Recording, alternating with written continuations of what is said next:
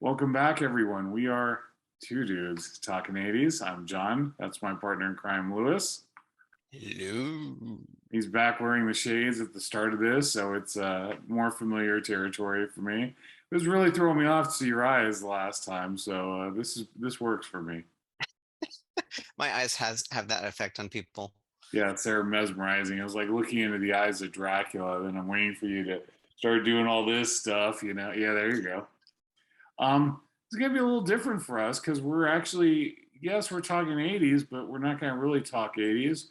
We're gonna talk about our favorite cover tunes of 80s songs. So any song that was, produced after 1990 and beyond is fair game as long as they covered an 80s song, which I found out with doing a little research today that Tom Petty's American Girl did not come out in the 80s. Who knew? So, Lou, you ready for this? Yeah, let's do it. And John, I'm going to give you home field advantage. I'm going to let you go first, so that you can, if we step on each other, which I'm sure that we will, you'll get the first lick. All right, well, then I might as well get the first lick in. Um, this song is surprisingly faithful to the original, which is kind of shocking because the original came out in 1982 and then the cover came out in 2018. And I'm talking about Toto's Africa. Nice. And obviously done in 2018 by Weezer. And you don't think of Weezer as one of those bands that would do something so incredibly faithful to the original, but yeah, they did, and I thought they really did an excellent job with it. Um, it was, like I said, very faithful to the original. I still prefer the original, but if somebody throws on Weezer's version, I'm more than happy to listen to it, and I really enjoy it. Yeah, that's a really good selection. That was on my backup list, actually. They do very, very well, and it's surprising how well that they do on that because that's not really their niche, right? It's a little out of what they normally do, and I was very surprised to see how well they pulled it off. Yeah, I heard that Toto was going to respond, and this is no joke. This was literally true that they were going to do Hash Pipe as a response to it. I don't know if they ever did or not. Maybe they play that in concert. That's actually one of those bands I've never seen live. I've never seen Toto. I would love to see Toto live someday, and I was sort of bummed, well, very bummed actually, because Weezer actually played for Salesforce. Salesforce paid to have them play for the employees, and I got my request in just a little too late. All the tickets were gone, but yeah, that would have been cool to see. Would have been a good one. All right, so let's see. I've got one I'm pretty positive that you're gonna select. I'm gonna leave that one for last. When I'm gonna select now, I've mentioned before in other episodes. This one actually, the original came out in 1980 and it was covered in 1984, so it still qualifies. I'm talking about Metallica covering "Am I Evil" from Diamond Head. So that sort of helped put Metallica on the map. It was one of those songs that really, that I every time I hear it, I associate it with Metallica and not so much with Diamond Head. Great tune, and I thought it was just really cool that it was covered in the same decade. Well, I thought we were going to do everything that was after the '80s, but okay, you obviously listen to directions a little bit differently than I did, so I'll go with it. You always go rogue anyway, so I'm kind of used to it. I like to Uh, put my spin on it. yeah, put a little spin on it. That's actually a great version of it. Both the Diamond Head song and the Metallica song are a little long for my taste. Gets a little monotonous, but still a great tune. And I think Diamond Head, probably most of their success is based upon the fact that Metallica actually covered their song. So good call on Agreed. that one, even if it went against the grain of what I thought we were doing. But okay, you gotta pay attention when we have these meetings, Lewis. Apparently, you were asleep on the last one. We had a meeting? I don't know. See, you slept through it. Um, I'm gonna go with the next one for me. I actually really love this version. The original came out in 1989 by Don Henley, and it's "Boys of Summer." And it was recorded again or covered again in 2003 by a band called the Ataris. And it's on their Nice. album "So Long Astoria." And of course, we're talking The Boys of Summer, real classic Don Henley hit. The Ataris do a much more up tempo version of it, which I thought was really well done. I did notice a little twist on the lyrics. Instead of a Grateful Dead sticker, it's a Black Flag sticker on the Cadillac. Yes. But I thought it was, there's two ways I think you can go about doing a cover, right? Either you try and keep it incredibly faithful, which I think Weezer accomplished with Africa, or you kind of do your own spin on it, which I think the Ataris did with this song. And I actually, it's almost blasphemy to say I prefer their version of it, but I kind of do, just because I like the up tempo vibe of it. And I thought they did an excellent version, kind of gave it that punk pop kind of thing. And I really liked it. And probably because, it was played ad nauseum when I used to go to Six Flags Magic Mountain, they always had that song playing. So I think it's kind of ingrained in my brain at this point as the better version. Very cool. No, I didn't even think of that one. That's a really, really good selection. And yeah, I love the original and I love the cover as well. I can't say that I like the cover more than the original, but I'll say that I like it probably about as much. It's really sort of hard to weigh them out. Yeah, I like the up tempo. I think the up tempo thing kind of does it for me. Yeah, definitely. I'm going to dovetail off of that one. I'm going to do something very similar to, the same thing that the Ataris did. I'm going to call out "Smooth Criminal" by Michael Jackson. It was covered by the Alien Ant Farm in 2001. And it's the same kind of thing, right? I mean, they sort of took the pop song and they punked it up a little bit, and super catchy. I really like the Alien Ant Farm more than I like the Michael Jackson version. So yeah. Yeah, sorry about that. I didn't know this was hooked up. Oh dear. All right, throw this out. Sorry. So go One ahead. take, baby. One take. This is gonna be cut. That's so weird. I didn't even know it was hooked up. Go ahead. That's all right. So you were saying your choice is So yeah, it was "Smooth Criminal" by Michael Jackson that came out in 1988, and then the Alien Ant Farm covered it in 2001. They punked it out, right? It's a much heavier version, and I prefer the cover to Michael Jackson's version. wow. Yeah, you wouldn't hear the person usually say that they prefer something with the Michael Jackson version. Um, I like their version. I don't know that I'd prefer it. To be honest, I don't really care for either either version that much. It's certainly not one of my favorite Michael Jackson tunes, and I thought it was kind of, even though it was a cover, it was kind of very similar to everything that was coming out at that time, in my opinion. So it didn't quite resonate as well with me. But this one did, and this is probably the last one we'd probably be stepping on one another.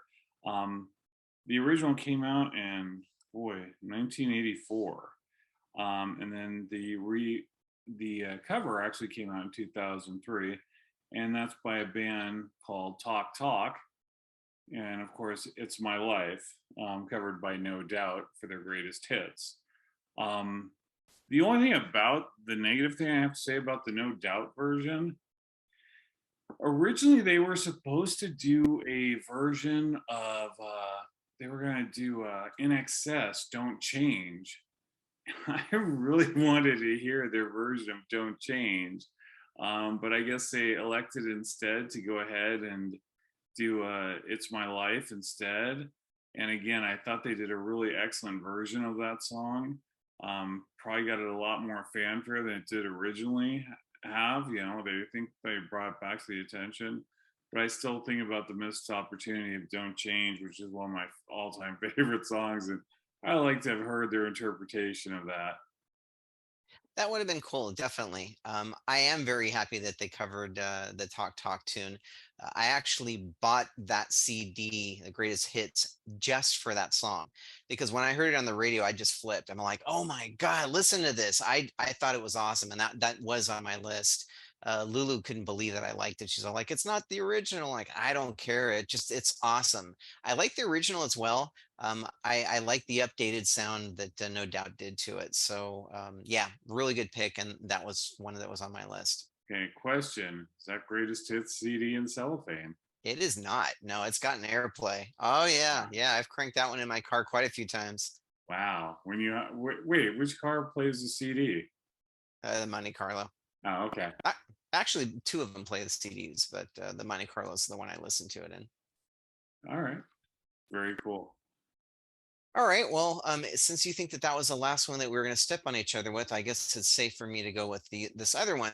That when I heard it for the first time, I literally got chills going up and down the back of my neck. It's very, very different from the original. The original is very upbeat, and I had actually not even heard the original until I heard the cover. I'm talking about Mad World by Tears for Fears, that was then covered by Gary Jules in 2001. And when I heard it, like I said, it's so emotion invoking.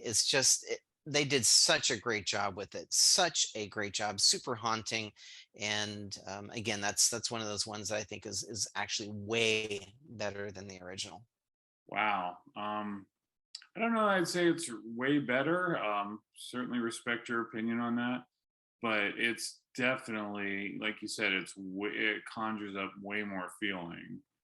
Um, and when I saw them in concert, they actually started with a pre-recorded tape. I don't know who does it, of a female singer doing a version of "Everybody Wants to Rule the World," kind of in a similar style.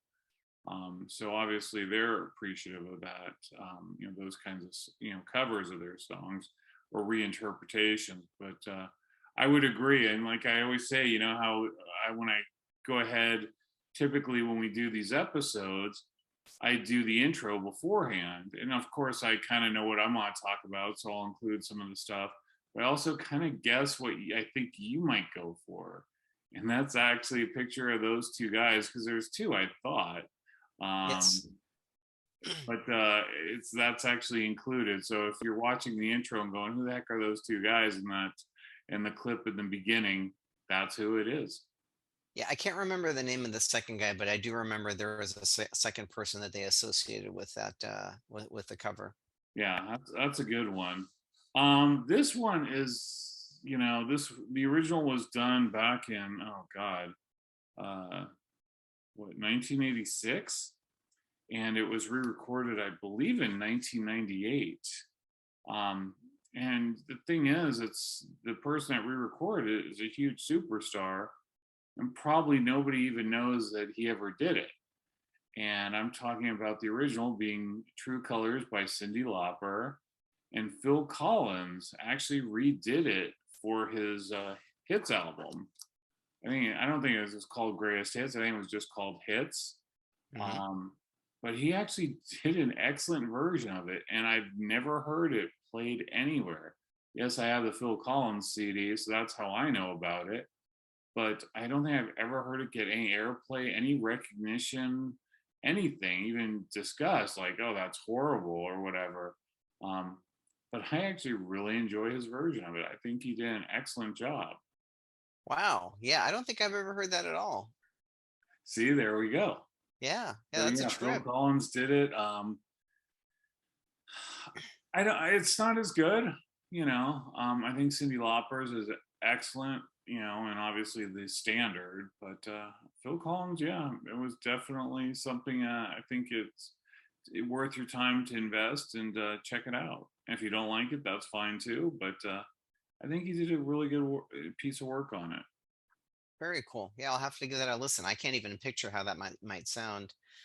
The next one I'm going to go with is it was actually a little bit of a hit. It got a bit of radio airplay in 2012 when it was re-released.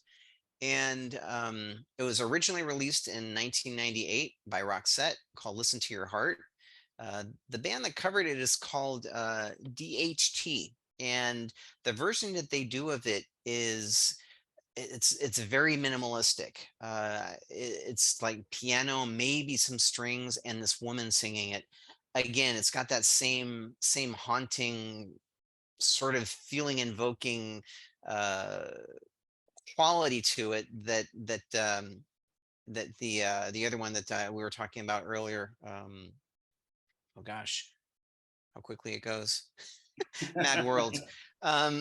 Mad World. It's the same kind of thing. It's not that different, but it's different enough to give it a different texture. And great version. If you haven't listened to it, yeah, hop onto YouTube and give it a listen. It's really cool. I've never heard it, so I would have to check it out. And it's fine. It's funny now you're talking about. There's.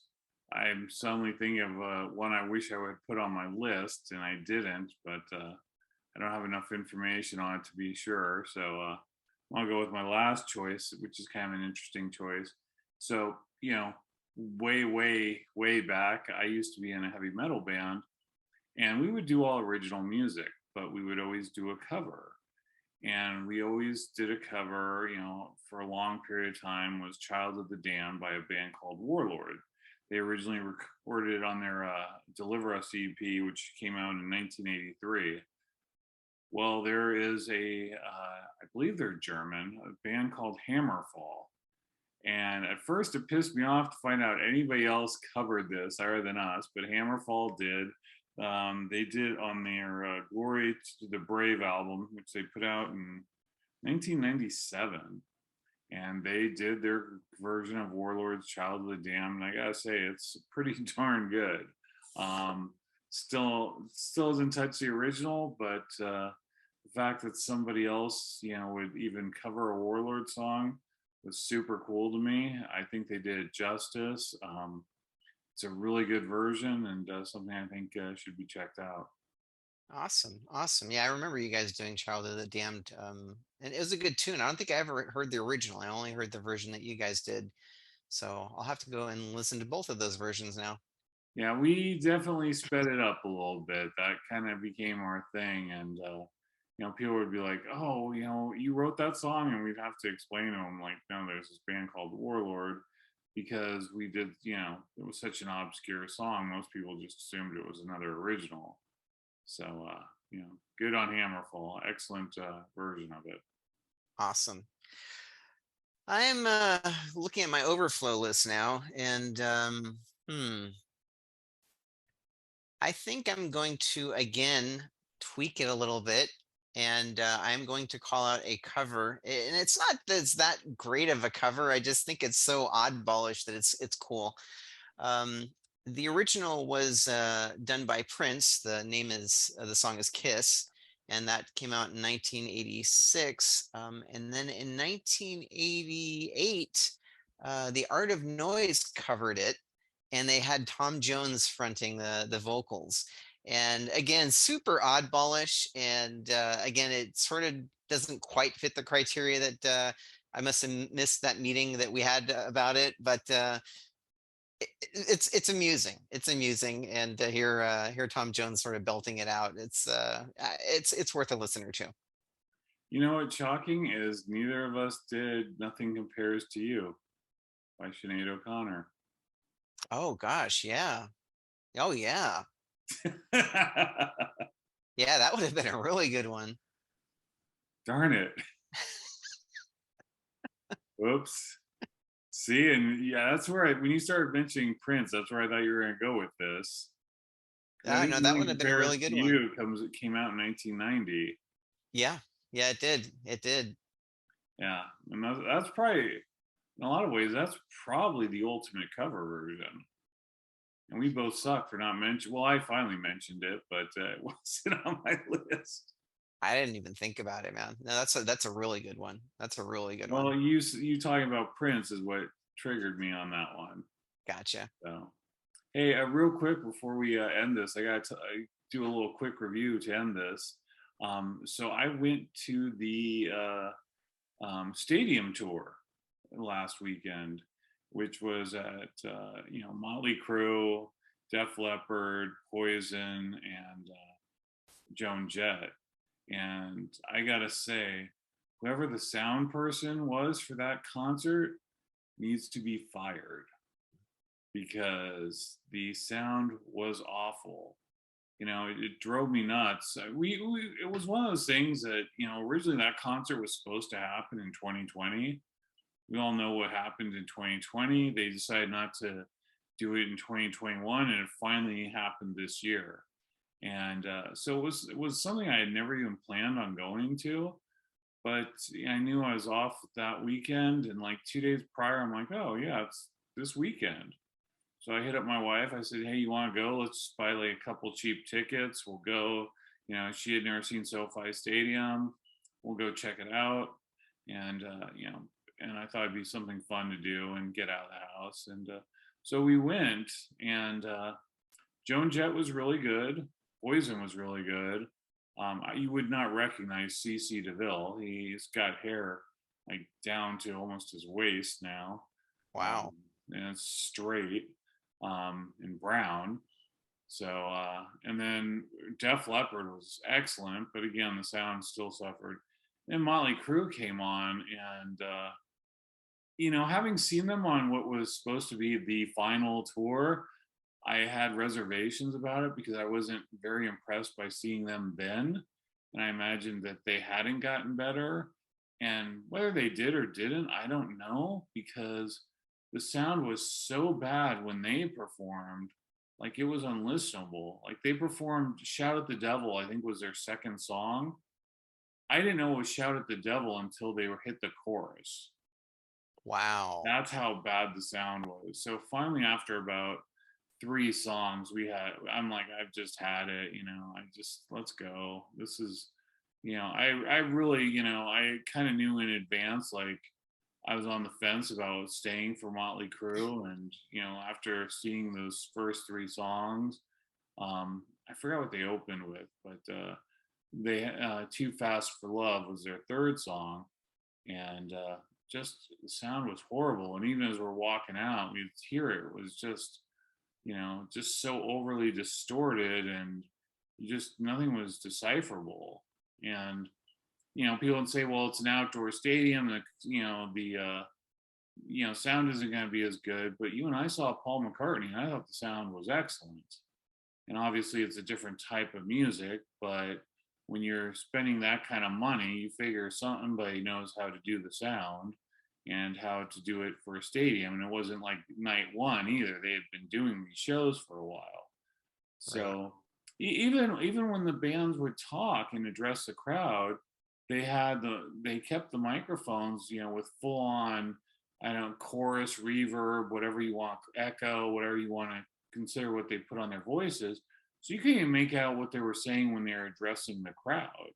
Oh, wow. So it was really, really disappointing for such a big budget show, to have sound that bad. But again, Def Leppard, far and away the best band of the night. And Motley Crue was the most disappointing band by far.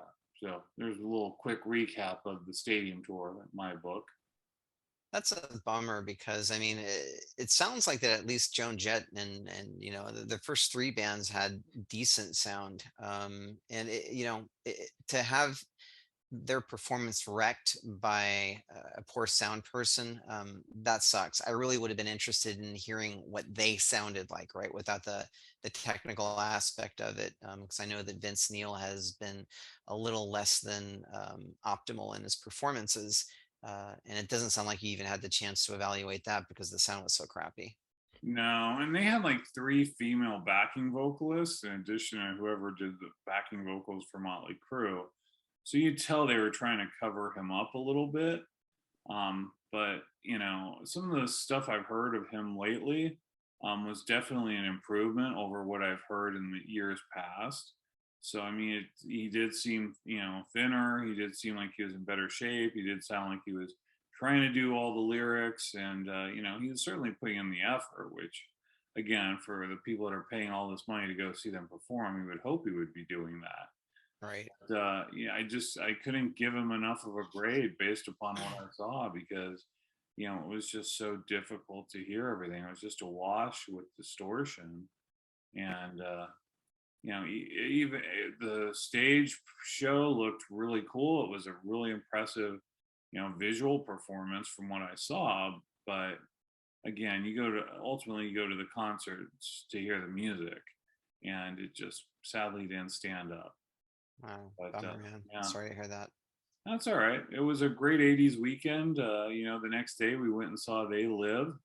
My wife had never seen They Live, and now she's quoting the movie. So success there. I was kind of like, okay, how's this gonna play out? How's this gonna go? And yeah, she was definitely a fan. So 2 thumbs up for Rowdy Roddy Piper and They Live. Awesome. That's a great movie. We've talked about that before. That's definitely a great 80s flick. Yes, especially when you go watch the South Park version of their fight too. So The cripple fight. yes. All right, well, Lou, I think that's going to do it for this episode. Anything you want to end with? Since I took all the end of the time with the concert review. No, I'm good, man. I had some overflow ones, but they were a little obscure, and I'm sure most people haven't heard of. So I think we're good. The other one I was thinking of when we were doing this was Nikki French, Total Eclipse of the Heart. Oh yeah, that's a good Yeah, one too. that was another good one, but I think we really missed the boat on this one without including Sinead. But oh well. Live and learn.